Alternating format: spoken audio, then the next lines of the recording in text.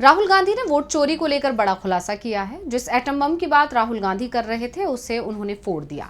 लोकसभा चुनाव में बीजेपी की जीत को फर्जी जीत बता दिया। चुनाव आयोग पर तीखे हमले किए हैं और सिर्फ आरोप नहीं लगाए बल्कि जो कुछ कहा उसके सबूत सामने रखे। तो क्या कहा है राहुल ने, देखिए रिपोर्ट। राहुल गांधी ने चुनाव प्रक्रिया पर बड़े सवाल खड़े कर दिए हैं। चुनाव धांधली के सबूत सामने रखते हुए उन्होंने चुनाव आयोग और बीजेपी की दोस्ती का सबसे बड़ा सबूत सामने रख दिया।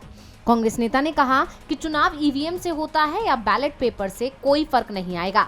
अगर चुनाव आयोग एक दल से मिला हुआ है, अगर वोटर लिस्ट में बेईमानी है तो फिर चुनाव चोरी होगी।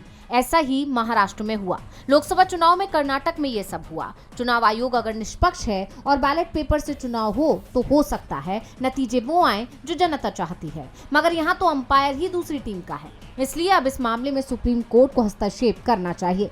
राहुल ने कहा कि लोकसभा चुनाव में कर्नाटक में हमें 16 सीट मिलने की उम्मीद थी, सर्वे भी यही बता रहे थे, लेकिन हम 7 जीतने वाली सीटें आश्चर्यजनक तरीके से हार गए। सिर्फ 9 सीटें जीती। हारी हुई सीट में से एक सीट पर हमने नजर डाली। इसके लिए महादेवपुरा विधानसभा क्षेत्र को चुना।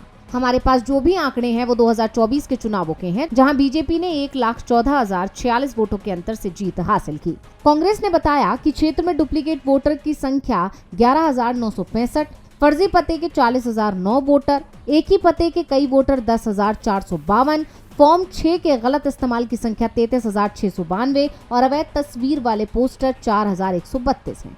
इसके साथ ही राहुल गांधी ने यह भी बताया कि एक ही नाम वाले व्यक्ति के 4 वोट बने हुए हैं। प्रधानमंत्री आवास योजना के मकानों में 50-50 वोटर हैं। कई वोटरों के पते की जगह 0 लिखा है तो किसी के पिता के नाम की जगह XYZ लिखा है।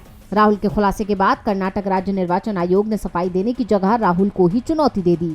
कहा है कि कांग्रेस नेता शपथ पत्र देकर दावा करें कि उसने जो सबूत पेश किए हैं वो गलत नहीं है।